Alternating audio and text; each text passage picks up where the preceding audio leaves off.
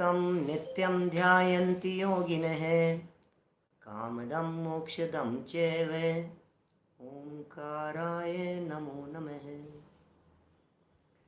अज्ञानतिमिरान्धानां ज्ञानाञ्जनशलाकया चक्षुरुन्मिलितं येन तस्मै श्रीगुरुवे नमः। तस्मै श्रीगुरुवे नमः। कौन है हमारे सच्चे देव और कौन है हमारे गुरु? कौन है वंदन करने योग्य, कौन है नमस्कार करने योग्य? कैसा हो मेरा चिंतन, कैसा होना चाहिए? चिंतन कैसा होना चाहिए? सोच कैसी होनी चाहिए? धारा किस प्रकार की बहनी चाहिए हमारे हृदय में चिंतन की? ये प्रकरण चल रहा है, बहुत महत्वपूर्ण प्रकरण है। भावना का नाम है मेरी। पता नहीं क्या जची जुगल किशोर जी साहब को, जिन्होंने इस भावना को लिख करके पहले शब्द जोड़ दिया मेरी। और सच में उन्होंने जो लिखा था वो तो इसीलिए लिखा था कि ये जो भावना है ये मेरी भावना है। उन्हें क्या पता था कि ये जो मेरी भावना है ये भावना जन जन की भावना बन जाएगी और बन जानी चाहिए। यदि ये भावना पूरे देश में प्रचारित की जाए, यदि इस भावना के अनुसार पूरा देश चले, पूरी दुनिया चले, तो निश्चित तौर पर मैं ये कह सकता हूँ कि राम राज्य आए बिना नहीं रहे। वातावरण में शांति हो जाएगी। विश्व शांति का महायज्ञ चल रहा है, ये अनुष्ठान चल रहा है भाई साहब, विश्व शांति यज्ञ चल रहा है। किसी व्यक्ति ने पूछा मुझसे आज कि पंडित जी शाम को विषय क्या चल रहा है? मैंने कहा विश्व शांति महायज्ञ चल रहा है। बोले रात को? मैंने कहा रात को ही, दिन हो या रात हो, यहाँ तो शांति है, शांति का काम है। विश्व शांति की भावना भा रहे हैं हम, और विश्व शांति की भावना तब सफल होती है जब आत्म शांति होती है। और आत्म शांति कब होती है? यह आत्म शांति तब होती है जब इन बातों के ऊपर चलते हैं, इन बातों के ऊपर अमल करते हैं, इन बातों को अपने जीवन में उतारने का प्रयत्न करते हैं। पहले छंद में सच्चे देव को स्मरण किया, दूसरे छंद में गुरुओं को स्मरण किया, तीसरे छंद में आकर के ये कह दिया कि ऐसे देव और ऐसे गुरुओं का सत्संग मेरा होना चाहिए। और फिर 5 पाप नहीं होने चाहिए जीवन में। हिंसा नहीं होनी चाहिए, झूठ नहीं होना चाहिए, चोरी नहीं करूंगा, कुशील सेवन नहीं करूंगा, और पर धन को देख करके चित्त मेरा आकर्षित नहीं होगा। कषायों के त्याग की भावना को भाने लगे, कषाय नहीं होगी, क्रोध नहीं होगा, घमंड नहीं होगा, मायाचारी नहीं होगी, लोभ लालच नहीं होगा। नहीं होगा तो वे भगवान बन जाएंगे। अरे भाई सुनो तो सही, भगवान बन जाएंगे सो तो ठीक है, भावना तो भाव भगवान बनने की। ये जैन शासन भक्त नहीं भगवान बनने की बात करता है। ये जैन शासन ये कहता है हर आत्मा में परमात्मा बसा हुआ है। जरा द्रव्य दृष्टि से देखो, जरा स्वभाव से देखो, तुम परमात्मा हो, तुम परमात्मा बन सकते हो, भगवान बन सकते हो आप। बड़ी सुंदर भावनाएं, 5 पाप और 4 कषाय के त्याग की भावनाओं को भाने के बाद में कहा कि साहब गुस्सा कैसे नहीं आएगा, घमंड कैसे नहीं होगा? तो फिर कह दिया मैत्री भाव जगत में मेरा। यहीं से पढ़ते हैं, ऊपर के 3 छंद पढ़ने की जरूरत नहीं है, 4 पढ़ने की जरूरत नहीं है, 5वां कल पढ़ा था, वहीं से चर्चा को आगे बढ़ाते हैं। मैत्री भाव जगत में मेरा सब जीवों से नित्य रहे, दीन दुखी जीवों पर मेरे उर से करुणा स्रोत्र बहे। दुर्जन क्रूर कुमार्ग रतों पर क्षोभ नहीं मुझको आवे, साम्य भाव रखूं मैं उन पर ऐसी परिणति हो जावे। लोगों को देख देख करके भावना कैसी बन रही है? बोले सर्व जगत के जीवों के प्रति मैत्री का भाव है और नित्य रहे। जगत में मुझे बहुत दुखी लोग दिखाई दे रहे हैं, क्या कह रहे हैं? दुखी दिख रहे हैं। उन जीवों को देख करके हृदय में करुणा का भाव आवे। भाव तो आए करुणा का, दया का भाव तो होना चाहिए हृदय में। जिनके हृदय में दया का भाव होता है वे ही वास्तव में निर्दयाय नमः की श्रेणी में चले जाते हैं, अदयाय नमः की श्रेणी में चले जाते हैं, सिद्ध बन जाते हैं। उन्हें फिर दया की जरूरत नहीं पड़ती, उन्हें दया मांगनी नहीं पड़ती, फिर ऐसी अवस्था उनकी हो जाती है। दुर्जनों को देखकर बड़ी गजब की लाइन थी। सच में हृदय को टटोलने की कोशिश करना, अंदर से झांक करके देखने की कोशिश करना। दुर्जन, ओहो, यहाँ तो सज्जन लोग नहीं सुहा रहे हैं, दुर्जनों को कौन सुहाएगा? दुर्जनों को भी सुहाने वाले, दुर्जन भी जिनको सुहाते हो, ऐसे लोग कहाँ मिलेंगे भैया? धन्य है वे जीव जिन्हें दुर्जन भी सुहाते हैं। धन्य है वे जीव जिन्हें क्रूर लोगों को देख करके भी क्रूरता का परिणाम नहीं आता है। धन्य है वे जीव जिन लोगों को गलत रास्ते पर चलते हुए देख करके भी उनके प्रति विरोध का भाव नहीं आता है। अरे विरोध से विरोधी को नहीं जीता जा सकता है। किसी को जीतना हो तो विरोध करके उसे नहीं जीत सकते हो। धमका करके 2 साल के बच्चे से तो काम करा करके देख लो आप। ये जीवन जीने की कलाएं। दुर्जन, क्रूर, कुमार्ग रतों पर क्षोभ नहीं। अरे देख देख करके फीलिंग ऐसी नहीं आए, अरे यार मुझे बहुत दुख होता है, मुझे बहुत पीड़ा होती है। अरे ये आचार्य देव कह रहे हैं पीड़ित भी मत होइए आप, पीड़ित मत होइए। ये जैन दर्शन पीड़ित होने के लिए नहीं है, ये जैन दर्शन आनंदित होने के लिए है, आनंद मनाने के लिए है। आनंद मनाइए, खुशियां मनाइए, प्रसन्न हो जाइए क्योंकि हमें ये कुल मिल गया है। प्रसन्न हो जाइए, हमें ये बातें मिल गई है। प्रसन्न हो जाइए क्योंकि हमें ये तत्व ज्ञान मिल गया है, ये जिनवाणी सुनने का अवसर मिल गया है हमारे को। ये बातें साधारण नहीं है। बड़े भाग्य से हमको मिला, भाग्य से मिलता है भाई साहब, भाग्य से मिलता है। सद्भाग्य जागृत हो तो मिलता है, अभागों की किस्मत में नहीं होता है। भाग्यशाली लोग इन बातों को कर्णेंद्री का विषय बनाते हैं, अभागे लोगों के कर्णेंद्री का विषय नहीं बनती है ये बातें। ये कह रहे हैं और क्या करूं, क्षोभ नहीं आएगा तो क्या करूं? साम्य भाव रखो और क्या करूं? साम्य भाव रखूं मैं उन पर, ऐसी परिणति हो जावे। साम्य भाव रखूं मैं उन पर। अरे उनके ऊपर साम्य भाव रख करके उनके ऊपर करुणा नहीं की है, उनके ऊपर साम्य भाव रख करके अपने आप का उद्धार किया है। इसे पता है क्या लगता है? देखो मैंने उनके ऊपर समता रखी भाई साहब, उसने ऐसा किया उसके बावजूद भी मैंने समता रखी। बोल, डांटा नहीं मैं तेरे को, गुस्सा नहीं किया मैंने तेरे ऊपर। मेरी जगह कोई दूसरा होता तो जमा करके लगाता 3 खींच करके, देख मैं कितना अच्छा। अरे भाई सुन भाई, ये तुमने क्रोध नहीं किया, तुमने घमंड नहीं किया, तुमने मायाचारी नहीं की, तुमने छल कपट नहीं किया, यदि तुमने हिंसा नहीं की, झूठ नहीं बोला, चोरी नहीं की, तो इसमें किसी दूसरे के ऊपर उपकार नहीं किया गया है, अपने आप के ऊपर उपकार किया है। ऐसी परिणति, परिणति माने लाइफ, परिणति माने परिवर्तन, परिणति माने जीवन इस तरह का बदल जाए। परिणति का मतलब होता है पर्याय। हमारे यहाँ जैन दर्शन का, जैन शासन का एक टेक्निकल वर्ड है परिणति। परिणति माने पर्याय, परिणति माने परिणमन, परिणति माने अवस्थाओं का बदलना।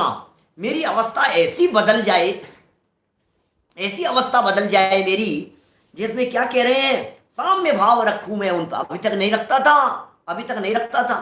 मेरी भावनाएं उन्हें देख करके मैं समता भाव रखने लगूं। समता रखो, समता। समता रस का पान करो, अनुभव रस का पान करो, शांत रहो, शांत रहो, सहज सदा ही शांत रहो। सहजता का आनंद अपूर्व होता है।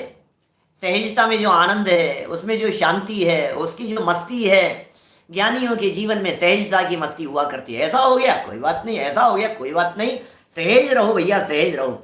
साम्य भाव रखूं मैं उन पर, ऐसी परिणति हो जावे। यहां तक इस 5 नंबर के छंद तक दीन दुखियों को देख करके बात कही थी, परेशान लोगों को देख करके बात कही थी। देखिए चौथे नंबर के छंद में कही थी, तीसरे और चौथे में जरा कंपैरिजन करते जाना ऊपर से। तीसरे और चौथे में कही थी मैं पापी नहीं बन जाऊं।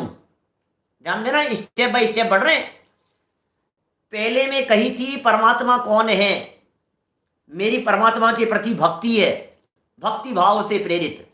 दूसरे में कही थी गुरु कौन है, गुरुओं का क्या स्वरूप है। और तीसरे में कहा उनके सत्संग में रह करके मैं पाप से विरक्त हो जाऊं। तीसरे में कही मुझ में पाप नहीं आए, चौथे में कही थी कि मुझ में कषाय नहीं आए। पांचवें में कही थी जो पापी और कषाई जीव हैं उनके प्रति विरोध का भाव नहीं आए। खुद तो पापी नहीं है, मैं पाप नहीं करूं, मैं पाप नहीं करूं, ये तीसरे चौथे में बात हो गई। मैं पाप नहीं करूंगा, मैं कषाय नहीं करूंगा, मैं क्रोध नहीं करूंगा, मैं सावधान रहूंगा, मैं घमंड नहीं करूंगा, ये बातें तीसरे में और चौथे में कह दी थी। और पांचवें में कही बोले तुम तो नहीं करोगे, लेकिन दूसरों को देख करके तो कषाय जागृत हो जाएगी, तब क्या करोगे? तो बोले कषाइयों को देख करके भी कषाय नहीं हो, पापियों को देख करके भी क्षुभित नहीं होना, क्षोभ का भाव नहीं आवे, और उनके प्रति भी समता भाव रखना। कि साहब पापियों को देख करके तो समता भाव रखेंगे, ये बात तो समझ में आ गई, चलो कोई बात नहीं। अब कह रहे हैं गुणी जनों को देख करके कैसे भाव आने चाहिए, सब बात कह रहे हैं। क्योंकि दुनिया में तो आपको पापी लोग भी दिखेंगे और दुनिया में आपको गुणवान लोग भी दिखेंगे। अब हमारा कर्तव्य क्या बनता है? पापियों को देख करके खेद खिन्नता का भाव नहीं हो, और गुणवानों को देख करके उनके प्रति प्रेम भाव जागृत हो जावे। छंद नंबर 6 क्या कह रहे हैं? गुणी जनों को देख हृदय में मेरे प्रेम उमड़ आवे, बने जहां तक उनकी सेवा करके यह मन सुख पावे। वाह! हूं नहीं कृतघ्न कभी मैं, द्रोह न मेरे उर आवे, गुण ग्रहण का भाव रहे नित, दृष्टि न दोषों पर जावे। अरे भाई साहब, जीवन बदल गया। जिस जीव ने जीवन में ये बातें अपना ली है, इसका मतलब ये है वो जीव मनुष्य जीवन में रहते हुए देवता जैसा है। जिसके जीवन में ये बातें आ गई वो देव हो गया, जिसके जीवन में ये बातें आ गई वो स्वर्ग के देवों जैसा, वैमानिक देवों जैसा उसका जीवन दिखाई देने लगेगा। ऐसा जीवन बन जाता है। यार ये देवता पुरुष है भाई साहब, धन्य है भाई साहब ये पुरुष। वो पुरुष नहीं, वो महापुरुष हो जाता है जिसके जीवन में ये बातें उतर जाती है। सबके जीवन में, मुझे मालूम है आपके हमारे जीवन में भी हैं, लेकिन तारतम्यता है। किसी के जीवन में कम है, किसी के जीवन में ज्यादा है, किसी के जीवन में और ज्यादा है। बस डेवलप होती रहे, भावनाएं बढ़ती चली जाएं। गुणी जनों को देख हृदय में क्या होना चाहिए? गुणी लोगों को देख करके क्या होना चाहिए, बताओ तो सही। गुणी जनों को देख हृदय में मेरे प्रेम उमड़ आवे। क्योंकि मेरी भावना है ना, शब्दों का बहुत ध्यान रखा है, हम हमारे शब्द का प्रयोग नहीं किया है। मेरे बोलते समय व्यक्ति को फीलिंग में आनी चाहिए बात, मेरी बात चल रही है, मैं कह रहा हूं, मैं ऐसा चाहता हूं, मेरी ऐसी भावना है, मेरी ऐसी सोच है, मेरा ऐसा चिंतन है, बात तो मेरी चल रही है, मुझे क्या करना है। और साहब उसने नहीं किया, वो देखो वो कैसा करता है, उसको भी तो देखो वो आलू खाता है, उसको देखो वो रात को खाता है, उसको देखो वो चोरी करता है, उसके देखो वो क्या कर रहा है। अरे उसको क्यों देखें, यहां तो मुझे देखना है, मुझे देखना है। गुणवान लोगों को देखो, गुणवानों को देखो। क्षत्र चूड़ामणि ग्रंथ चलता है और बड़े सुंदर नीतियां हैं, और एक जगह पर वादीप सिंह आचार्य देव ने ऐसी नीति बतलाई, जो जैसा देखते हैं वे वैसा बन जाते हैं। आपकी दृष्टि दोषों के ऊपर जाती है कि आपकी दृष्टि गुणों के ऊपर जाती है? बोलो, आपकी दृष्टि कहां जा रही है? आपकी निगाह में क्या दिखाई देता है, ये बतलाइए। आपको दिखता क्या है, क्या है देखने लायक? कौन सी ऐसी चीज है जो आपको दिखाई दे रही है?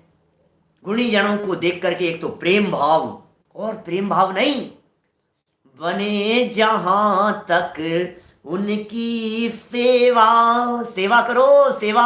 गुणवानों को देख करके क्या सेवा करो भाई साहब। गुणी जनों को देख करके उनके प्रति सेवा का भाव आना चाहिए, उनकी वैयावृत्ति का भाव आना चाहिए, उनकी हेल्प करने की भावना होनी चाहिए, उनका सहयोग करने की भावना होनी चाहिए। गुणवान है। और सच्ची सेवा क्या होती है? देखो, आप यदि उनकी सेवा करेंगे तो उनके पास में बैठेंगे। क्या क्या समझ रहे हैं आप? आप यदि गुणवानों की सेवा करेंगे तो उनके पास में उठेंगे बैठेंगे, उनका सानिध्य मिलेगा, उनका समागम मिलेगा, वातावरण मिलेगा, माहौल मिलेगा आपको। और जब वातावरण और माहौल आपको इस प्रकार का मिलेगा गुणवान लोगों के साथ में उठने बैठने का, तो फिर क्या होगा, मन में सुख मिलेगा, एक अलग प्रकार की शांति मिलती है। करके देखिए, फील कीजिए कभी इस चीज को, सेवा करके देखिए, सहयोग करके देखिए, गुणवान लोगों के पास में बैठ करके देखिए, आपको दो बातें ज्ञान की मिलेगी। और वो दो बातें ज्ञान की ऐसी मिल सकती है भाई साहब, क्या जिन बातों को सुनकर के आपका जीवन बदल जाए। क्या पता कौन से गुणी और गुणवान व्यक्ति का कौन सा वाक्य हमारे जीवन को स्वर्ग बनाने में कारण बन जावे। क्या पता कौन से विद्वान वक्ता का कौन सा वाक्य, क्या पता कौन से ज्ञानी धर्मात्मा पुरुष, कौन से आचार्य, कौन से मुनिराज, कौन से महापुरुष, कौन से परंपरा से आए हुए ये ग्रंथ शास्त्र आगम के वाक्य हमारे जीवन को बदलने में समर्थ हो जावे। गुणी जनों को देख हृदय में प्रेम, हृदय से प्रेम की बात कर रहे हैं, ऊपर से नहीं। आपने धन दे दिया, आपने पैसा दे दिया, आपने गले में माला डाल दी, हृदय में बहुमान कितना है ये बात बतलाइए। तुम जैसा बनने के कारण शरण तुम्हारी आया, ऐसी भावना होनी चाहिए गुणवानों को देख कर, इनके जैसा बनना है, इनके जैसा बनना है। कैसी भावना जागृत हुई, इनके जैसा बनूंगा मैं, ऐसा बनूंगा एक दिन मैं, तुम जैसा बनूंगा मैं, ये मुनिराज तुम जैसा बनूंगा मैं, कुंदकुंदाचार्य देव आपके बताए हुए मार्ग पर चल करके आप जैसा बनने की भावनाएं बढ़ रही है मेरी, आप जैसा बनूंगा भावनाएं बन रही है गुणी जनों को देख करके। टोडरमल जी जैसा काम आपने किया है वैसा काम करूंगा मैं, आप जैसी भावनाएं बन रही है मेरी। भगवान महावीर स्वामी जो आपने 30 साल तक समूह शरण में बैठ करके दिव्य ध्वनि के माध्यम से जगत के जीवों को सुखी होने का मार्ग बतलाया है, वो मार्ग मैं भी अपनाऊंगा और उसी मार्ग पर चलूंगा, ये मेरी भावना है। हृदय में प्रेम उमड़ आवे और बने जहां तक जितना पॉसिबल हो, जितना संभव हो, जहां तक शक्य है, समर्थ है, सामर्थ्य है, शक्ति है, बने जहां तक उनकी सेवा करके यह मन सुख पावे। बोलो, करके यह मन सुख पावे, बने जहां तक उनकी सेवा करके यह मन सुख पावे। हूं नहीं, ओहो क्या कह रहे हैं, ध्यान देना, सावधानी दिखा रहे हैं आगे। इतना हो जाए तो बहुत अच्छी बात है, और यदि नहीं हो पाए तो क्या करें। हूं नहीं कृतघ्न कभी मैं, अरे रे क्या कह रहे हैं भैया, कृतघ्नी मत हो जाना। कृतघ्नी जानते हैं, कृतघ्नी का मतलब क्या होता है, कि ये हुए कि उपकार को भूल जाने वाले को कहते हैं कृतघ्नी, गुण चोर, एहसान फरामोश, एहसान फरामोश होता है कृतघ्नी, एहसान ही नहीं मानते। ये कह रहे हैं हूं नहीं कृतघ्न कभी मैं। अरे ऐसे ऐसे वचन नीतिकार लिखते हैं, साहित्यकार लिखते हैं, शास्त्रों में, ग्रंथों में, प्रथमानुयोग में, चरणानुयोग में नीतिकारों ने इस तरह के वाक्य लिखे हैं, जिस गुरु के माध्यम से एक अक्षर का भी ज्ञान यदि हमारे को सीखने का अवसर मिला है, जीवन पर्यंत उनका उपकार भुलाने योग्य नहीं है। एक अक्षर का उपकार यदि किसी से हमारे को सीखने का अवसर मिला है, एक अक्षर का ज्ञान यदि प्राप्त हुआ है, तो कल्पना कीजिए आप किस लेवल पर जाकर के वीतरागी संतों ने बातें कही है, नीतिकारों ने बातें कही है, साहित्यकारों ने बातें कही। अ फॉर एप्पल इतना सा सिखाया उन्होंने, बोलो बी फॉर बॉल इतना सा सिखाया, कैसे कबूतर, अ से अनार इतना सा सिखाया यदि किसी गुरु ने। अरे भाई साहब, यदि वो कैसे कबूतर वाला यदि नहीं सिखाते, ऐसे अनार वाला यदि वे नहीं सिखाते, तो आज आप जो फ्लुएंटली पढ़ पा रहे हैं ये पढ़ नहीं पाते। उनका उपकार कम नहीं है, जिनके माध्यम से इतना भी यदि सीखने का अवसर मिला है, यदि आपने सीखा है, हमने सीखा है, तो हम ये कह रहे हैं कृतघ्नी कभी नहीं बनेंगे भाई साहब, कृतघ्नी कभी नहीं बनेंगे, एहसान फरामोश कभी नहीं होंगे हम। एहसान है उनका, उपकार है उनका हमारे ऊपर। अरे वीतरागी संतों का उपकार है, अरे उपकार है बनारसी दास जी का हमारे ऊपर, उपकार है टोडरमल जी का हमारे ऊपर, उपकार है जयचंद जी छाबड़ा साहब का हमारे ऊपर, उपकार है गुरुदेव का, उपकार है श्रीमद जी का, उपकार है दादा का, हम भूल नहीं सकते। उपकार है अन्ना जी का, बातें सीखी है, उपकार है हमारे ऊपर। जिनसे हमने कुछ भी सीखा है, जिनसे हमने कुछ भी सीखा है, जिनसे हमने कुछ भी समझा है, अरे भाई साहब हम उनके लिए प्राण देने को तैयार हैं, क्योंकि इनसे हमने जीवन जीने की कला सीखी है, ये सीखा है हमने। कृतघ्नि कभी नहीं हो सकते, हम कृतघ्नि कभी नहीं हो सकते।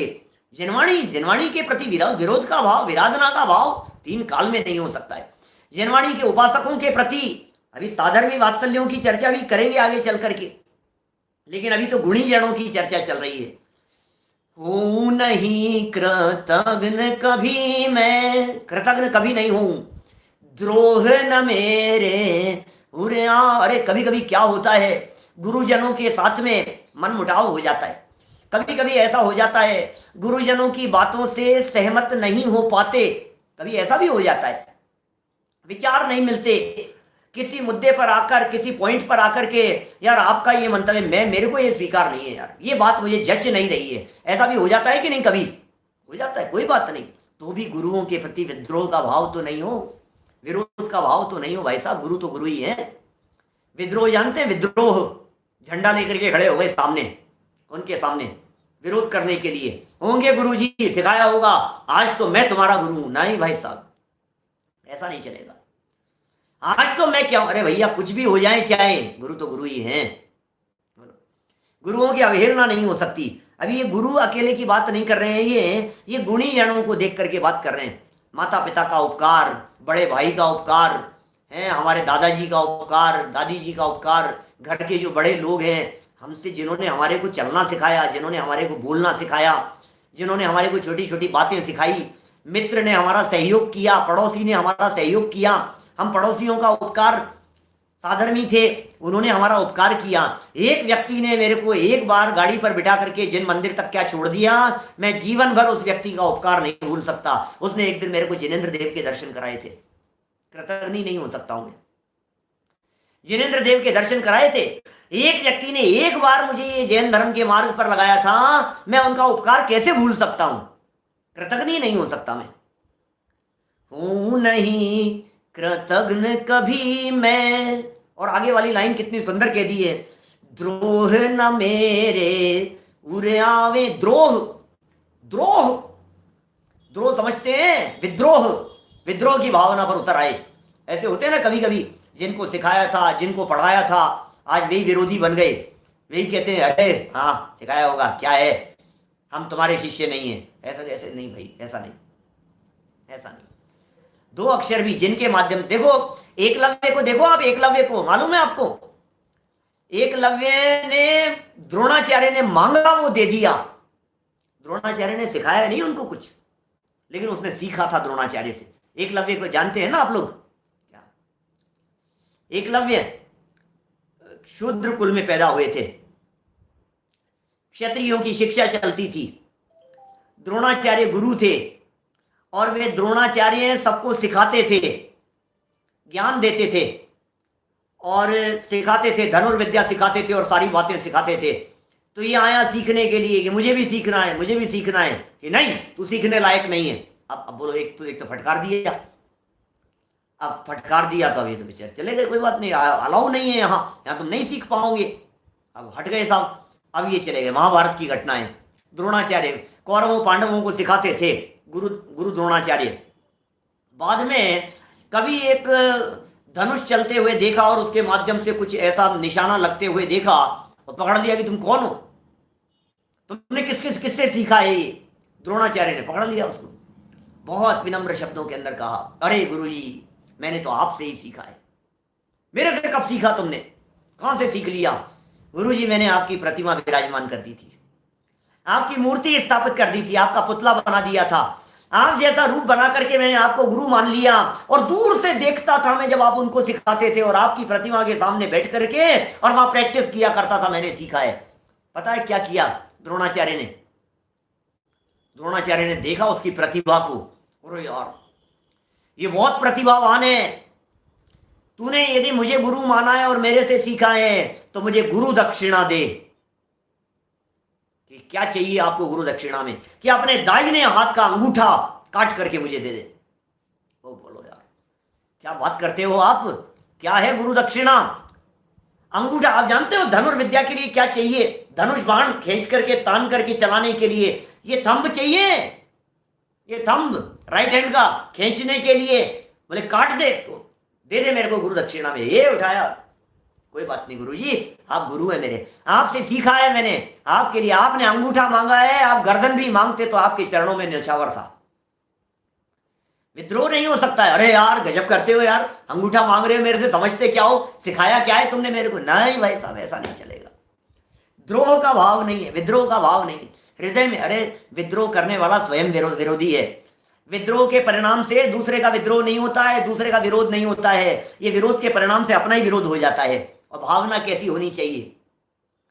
गुण ग्रहण का भाव रहे नित, दृष्टि न दोषों पर जावे। अरे गजब की लाइन है, मर मिटने का मन होता है ऐसी लाइन के ऊपर। सच कहता हूं, ऐसी ऐसी गजब की लाइन है। गुण ग्रहण का भाव रहे नित। आपकी निगाह कहां है? गंदगी पर आपकी निगाह है कि फूलों पर आपकी निगाह है? बतलाओ।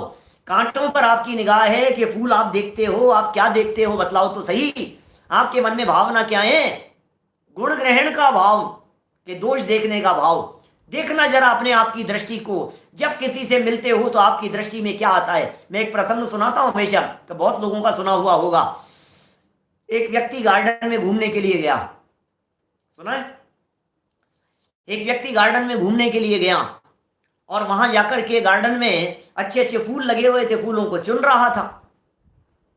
फूलों को चुनते चुनते अचानक एक आवाज उसके कानों में आई। क्या आवाज आई कानों में? अरे क्या करते हो तुम, ये क्या गलत काम करते हो? अभी आवाज कान में गूंजने लगी, ये क्या गलत काम करते हो? उसने आसपास में देखा तो कोई भी नहीं था। अब आसपास में कोई भी नहीं है तो अब दिमाग में चलने लगी है, कोई कह कौन रहा है, कह कौन रहा है। थोड़ा उसने गौर फरमाया तो पता लगा पास का एक छोटा सा पौधा वो उससे कुछ कहने का प्रयत्न कर रहा था। काल्पनिक प्रसंग है, वचन बल नहीं होता है, एक इंद्रिय जीवों के भाषा वर्णनाएं नहीं होती है, बोलने की सामर्थ्य नहीं होती है, रसना इंद्रिय उनकी होती नहीं है, एक इंद्रिय जीव था। काल्पनिक प्रसंग है, ऐसा समझना। अरे पौधे ने कहा तुम गलत काम करते हो। कि मैं क्या गलत काम करता हूं? कि फूलों को चुन लेते हो और कांटों को छोड़ देते हो, कितना गलत काम करते हो। बड़ा आश्चर्य, क्या बात कर रहे हो यार, पूरी दुनिया यही करती है और यही तो करना चाहिए। फूलों को चुनना चाहिए और कांटों को छोड़ देना चाहिए, यही तो काम किया जाना चाहिए, यही तो होना चाहिए, होना भी यही चाहिए। तो उस पौधे ने कहा वेरी गुड वेरी गुड, ताली बजाई उसने, बहुत अच्छा बहुत अच्छा। पर उपदेश कुशल बहु तेरे। दूसरों को उपदेश देने में तो हर व्यक्ति बहुत चतुर है, दूसरों को उपदेश देने में तो हर व्यक्ति बहुत होशियार है। हाँ हाँ, फूलों को चुनना चाहिए, कांटों को नहीं। अरे बड़े होशियार बनते हो, यहां तो तुम ये बात कह रहे हो, लेकिन जब कभी किसी मनुष्य से मिलते हो तब क्या करते हो ये बताओ।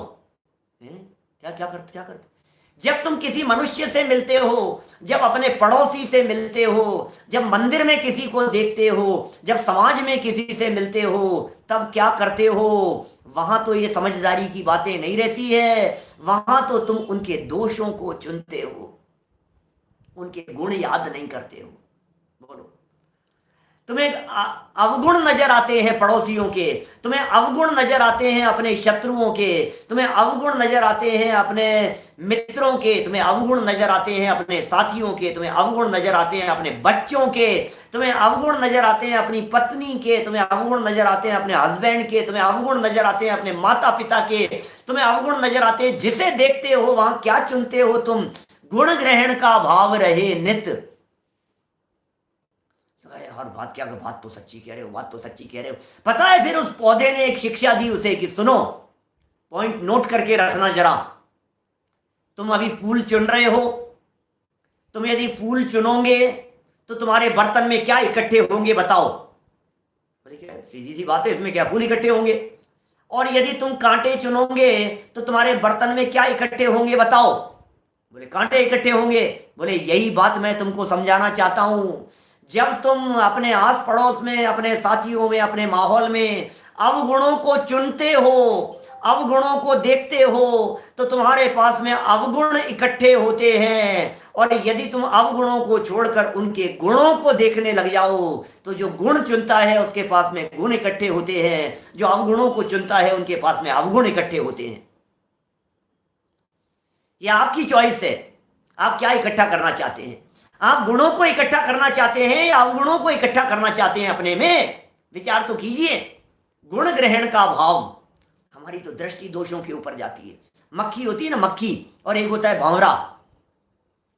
भंवरा हमेशा फूल पर जाकर के बैठता है, और मक्खी जो होती है वो हमेशा विष्ठा पर जाकर के बैठती है, गंदगी पर जाकर के बैठती है। आपके पैर में यदि घाव हो गया है तो मक्खी आकर के घाव पर बैठेगी, गंदगी पर बैठेगी, खून पर बैठेगी। ये मक्खी का नेचर है। और भंवरा होता है, भंवरे का नेचर क्या होता है?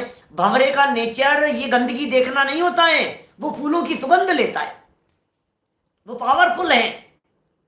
तो भंवरे जैसे बनो, फूलों की सुगंध लेने का नेचर बनाओ, गंदगी को देखने का नेचर मत बनाओ। निगाह गंदगी पर नहीं जानी चाहिए, निगाह कचरे पर नहीं जानी चाहिए। अरे कचरे को अपने दिमाग में इकट्ठा मत करो, गंदी बातों को इकट्ठा मत करो। लेकिन आश्चर्य की बात यह है कि जब शास्त्रों में जिनवाणी तुम्हें भगवान कहकर के पुकारती है, जिनवाणी जब हमें परमात्मा कहकर के पुकारती है तो हमें याद नहीं रहता है, और पड़ोसी हमारे को कहता है कि नालायक, उसे जिंदगी भर नहीं भूलता है।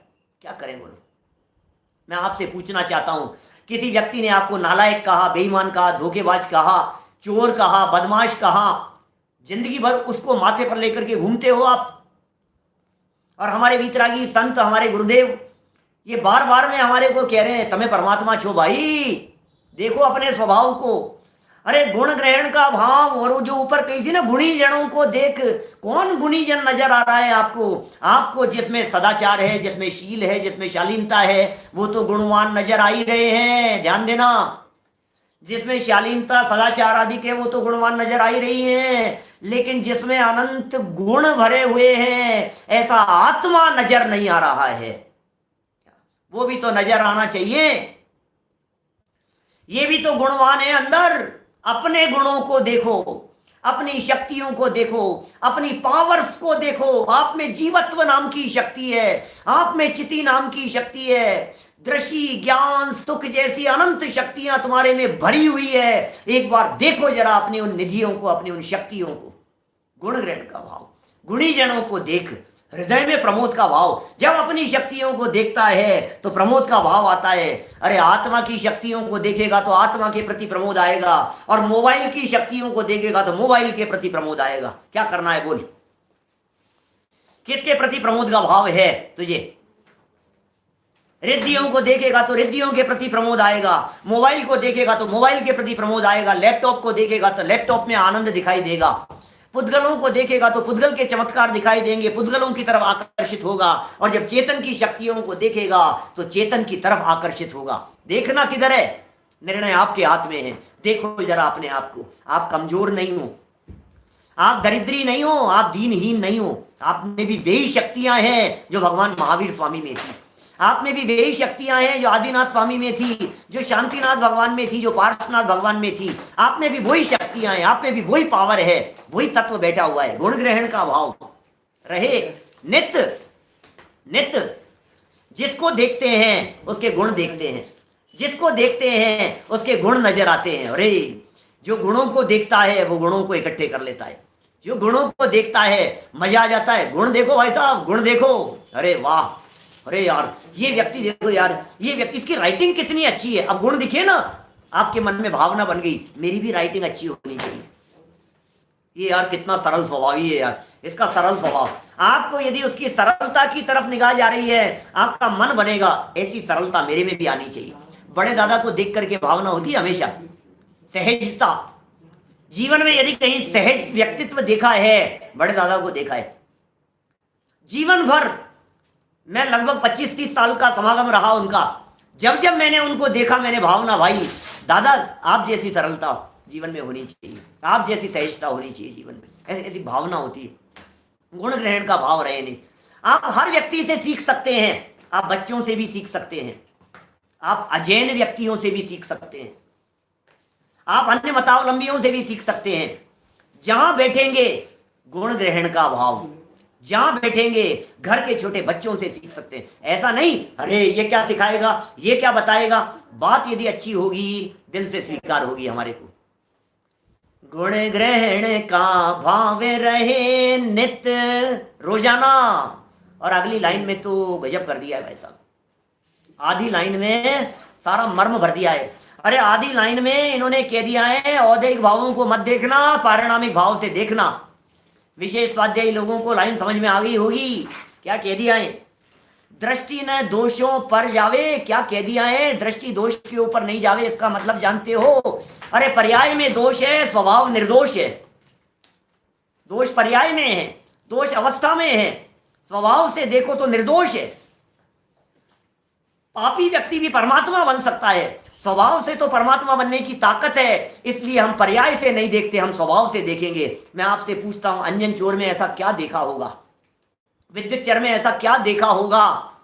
बोलो। जैसे दीक्षा प्रदान कर दी, शंभु कुमार आदि की मैंने चर्चा की थी, ऐसा क्या उनमें दिख गया होगा? परमात्मा बन गए। पापी से पापी जीवों को हमारे मुनिराज परमात्मा बनने के लिए दीक्षा प्रदान कर देते हैं। अरे भूल जाते हैं सब कुछ। कोई बात नहीं, पर्याय दृष्टि से मत देखो, द्रव्य दृष्टि से देखो, ओहो स्वभाव से देखो, पारिणामिक भाव से देखो, आपको परमात्मा नजर आएंगे। पर्याय दृष्टि से देखेंगे आपको पापी नजर आएंगे। पापी में भी यदि परमात्मापन दिखने लग जाए तो समझ लेना दृष्टि सुधर गई है। क्या कहा हमने? पापी से पापी व्यक्ति को देख करके भी, पापी से पापी व्यक्ति को देख करके भी यदि आपके मन में विरोध का भाव नहीं आवे, विद्रोह का भाव नहीं आवे, और यदि वो आपको परमात्मा जैसा दिखाई देने लगे, तो समझ लेना दृष्टि दोषों के ऊपर नहीं जा रही है, परमात्मा बनने का काल नजदीक आ गया है। उसके नहीं, जिसकी दृष्टि में परमात्मा है उसके परमात्मा बनने का काल नजदीक आ गया है। ध्यान देना क्या कह रहा हूं। हमने उसे परमात्मा देख करके उस पर उपकार नहीं किया, उसे परमात्मा देख करके अपनी दृष्टि में सुधार किया है। हमने उसके अवगुणों को नहीं देखकर उस पर उपकार नहीं किया, हमने उसके अवगुणों को भूलकर अपने आप पर उपकार किया है। दोषों के ऊपर दृष्टि जाती नहीं है यार। क्या क्या देखो भाई साहब, मत देखो, देखने लायक नहीं है। गंदगी देखने लायक नहीं होती है, दोष देखने लायक नहीं होते हैं। घाव हो जाए शरीर में तो देखने लायक नहीं होते हैं। चेहरे पर घाव हो जाए और अंदर की गंदगी दिखने लगे तो देखने लायक नहीं होती है। गंदा चेहरा देखना पसंद नहीं करता है, गंदगी को सजो करके नहीं रखना चाहता है। विष्ठा पैर पर लग जाती है तो तुरंत धोना चाहता है। हम यही तो कह रहे हैं, आप धोते क्यों नहीं हो इस गंदगी को? इस गंदगी को क्यों लपेट करके बैठे हो? उसने मुझे ऐसा कह दिया था, मैं कैसे भूल सकता हूं? उसने मुझे ऐसा कह दिया था, मैं कैसे भूल सकता हूं? तो बेटा तू लेकर के बैठा रहे और निगोद में जाना, लेकर के बैठे रहना। उसे नरक में जाना उसने तो किया था, और तू भी नरक में जाना और लकड़ियां लेकर के, तलवार भाले लेकर के एक दूसरे के साथ में लड़ना, माथे फोड़ना एक दूसरे के, यही काम करना। क्या करना है बोलो? क्या चीज सुहाती है आपको? क्या चीज पसंद आती है आपको? छीना झपटी पसंद आती है? बोलो। सहयोग करो एक दूसरे का। गुण ग्रहण का भाव रहे नित। ओहो, देखो जरा, आपको चारों तरफ अच्छाई देखने वाली दृष्टि होगी तो आपको चारों तरफ अच्छाई नजर आएगी। बुराई देखने वाली दृष्टि होगी, आपको चारों तरफ बुराई नजर आएगी। आपको क्या दिखता है मुझे नहीं मालूम, मुझे तो चारों तरफ ईमानदारी का साम्राज्य दिखाई देता है। मुझे तो चारों तरफ ईमानदार लोग दिखाई देते हैं, मुझे तो चारों तरफ सज्जन लोग दिखाई देते हैं। मुझे तो दुर्जन व्यक्ति के हृदय में भी करुणा दिखाई देती है। मुझे तो पापी से पापी अपराधी व्यक्ति के हृदय में भी दया दिखाई देती है। आपको क्या दिखता है? अरे भाई साहब क्या बताएं पंडित जी, आज के जमाने की बात क्या बताएं, पूरे कुएं में भांग पड़ी हुई है। अच्छा, पूरे कुएं में भांग पड़ी हुई है? अरे जिसे देखो चोर, बेईमान, नालायक, दुष्ट, पापी, सारे दुनिया भर के लोग। अच्छा, हमें क्या दिख रहा है भाई साहब? हम क्या देख रहे हैं? सारे दुनिया भर के लोगों को पापी देख रहे हैं, दुनिया भर के लोगों को आप अपराधी देख रहे हैं, बेईमान देख रहे हैं। आप देख क्या रहे हैं ये तो बताओ, क्या देख रहे हैं आप? मैं आपको दावे के साथ में कहता हूं, दावे के साथ में कह सकता हूं, 99.99% ईमानदारी, सच्चाई आज भी हिंदुस्तान के नागरिकों के बीच में है। 99.9 कह रहा हूं, बोलो इससे ज्यादा क्या कह सकता हूं? आपके जितने बिजनेस चलते हैं, सर्विस, जॉब, बिजनेस, काम, जो भी आपका चलता है सब ईमानदारी पर चलता है। लाखों करोड़ों का बिजनेस आप ईमानदारी के भरोसे कर देते हो। 1 रुपए का सिक्का देकर के आप बात पक्की कर देते हो। एक रुपया नारियल जिला करके आपने बात पक्की कर दी है। बोलो मैं आपसे पूछता हूं, पलट जाए तो? नहीं पलटते भाई साहब, ईमानदारी है। रिक्शे से उतरे, घर तक आना है। बोलो, घर से रिक्शे में बैठे स्टेशन पर जाना है। 50 रुपए रिक्शे वाले के बनते थे, नोट 500 का है जेब में, क्या करें? रिक्शे वाले को दिया, भैया चेंज तो नहीं है। रिक्शे वाले ने कहा ठीक है बाबूजी, मैं सामने से चेंज करा लाता हूं। वापस आने के बाद में कितने रुपए देगा आपको? 500 का नोट आपने दिया है उसको, 50 रुपए बनते थे उसके, कितने देगा वापस आने के बाद में? 50 रुपए ना। कितने देगा? 50। और यदि वो 50 देवे तो आपको लगता है? वो कहते हैं आपने 500 का कब दिया था? सोई तो दिए थे बाबूजी, सोई तो दिए थे तुमने। नहीं कह सकता है, क्योंकि ईमानदार है वो पलट करके बात नहीं करेगा। इस तरह की ईमानदारी है। अनजान व्यक्ति है, अजैन व्यक्ति है, नॉन जैन व्यक्ति है, गरीब है, मेहनत मजदूरी करता है, लेकिन ईमानदार है। मैं आपको ईमानदारी की मिसाल देने की बात कह रहा हूं। मैं ये कह रहा हूं, आपको दुनिया भर में तलाशेंगे आप तो ईमानदार व्यक्ति मिलेंगे। जरा दिल पर हाथ रख करके सोचना, आप कितने ऐसे लोगों को जानते हो जो लोग हत्यारे हैं? बोलो, सोचो जरा, आप कितने ऐसे लोगों को जानते हो भाई साहब जो हत्यारे हैं? आप कितने ऐसे लोगों को जानते हो जो चोर हैं? बोलो, आप कितने ऐसे लोगों को जानते हो जो कुशील व्यभिचारी हैं? बोलो, आप कितने ऐसे लोगों को जानते हो? जरा निगाह डाल करके तो देखो आप। बहुत कम लोग मिलेंगे, बहुत कम, एक आध भी दिख जाए कदाचित, ऐसी स्थिति है। लेकिन सामने नो वन। बोलो, जानते ही नहीं हम। इसका मतलब कोई हत्यारा ही नहीं है।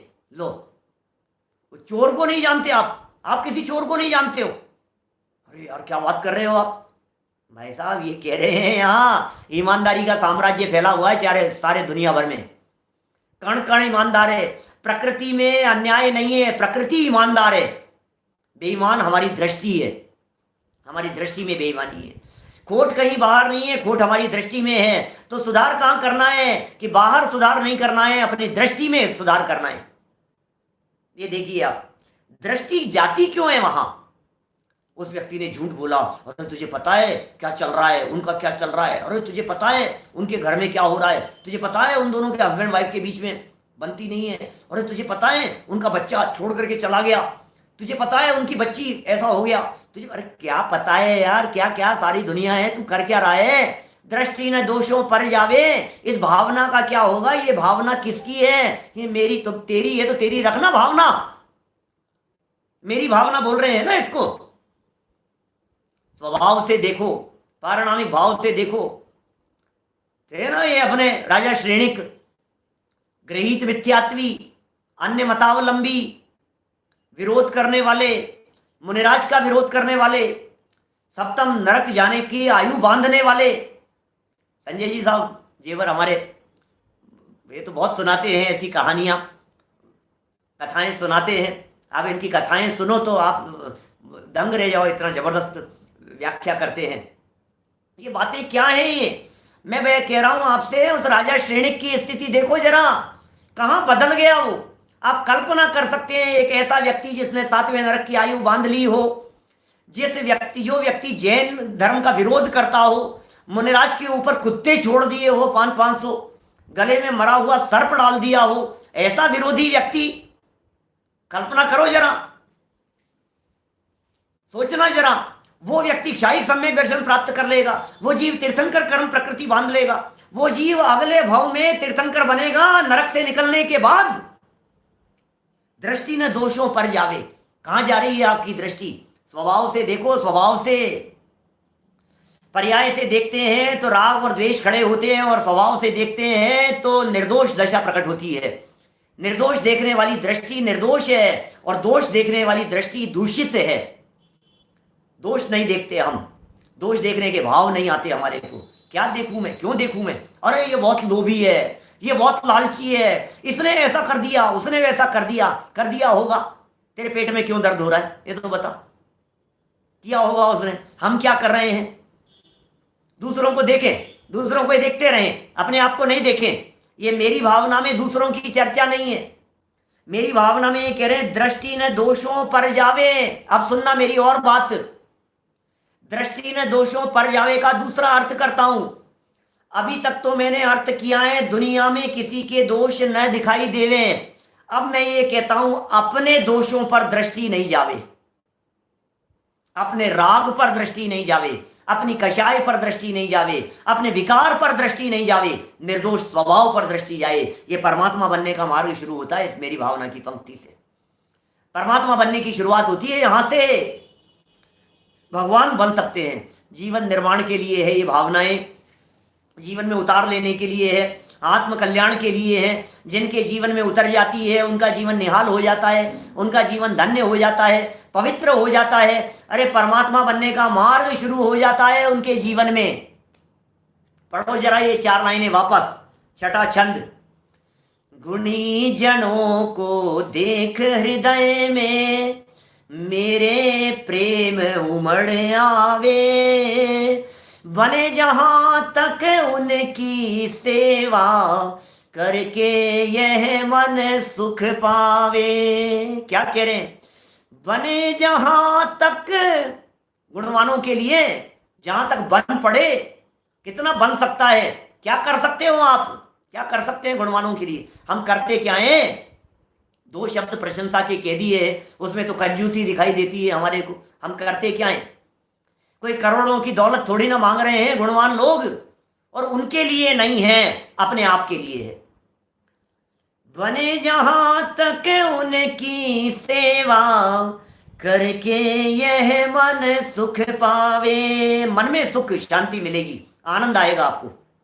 हूं नहीं कृतघ्न कभी मैं, कृतघ्न नहीं हो सकता मैं। हूं नहीं कृतघ्न कभी मैं, द्रोह न मेरे उरे आवे। गुण ग्रहण का भाव रहे नित्य।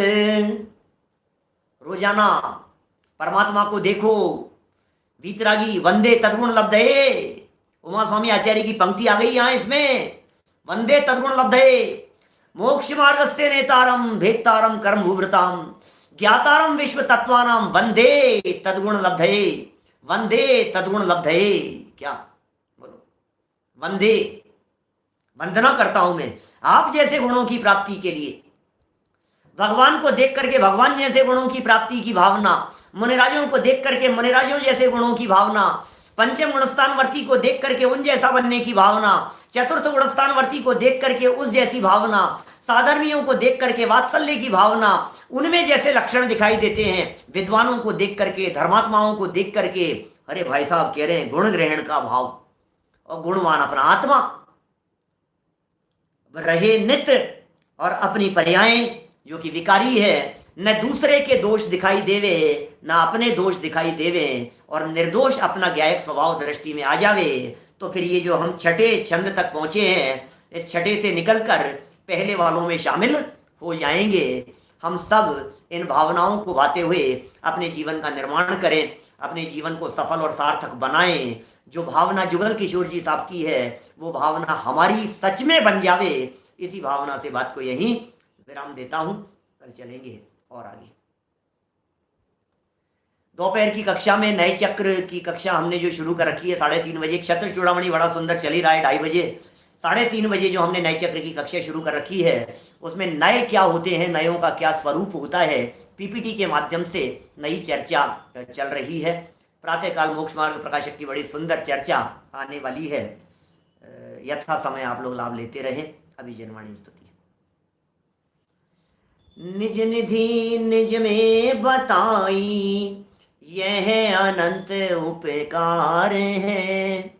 उसके लिए जिन वाणी माँ को वंदना शत बार है, वंदना शत बार है।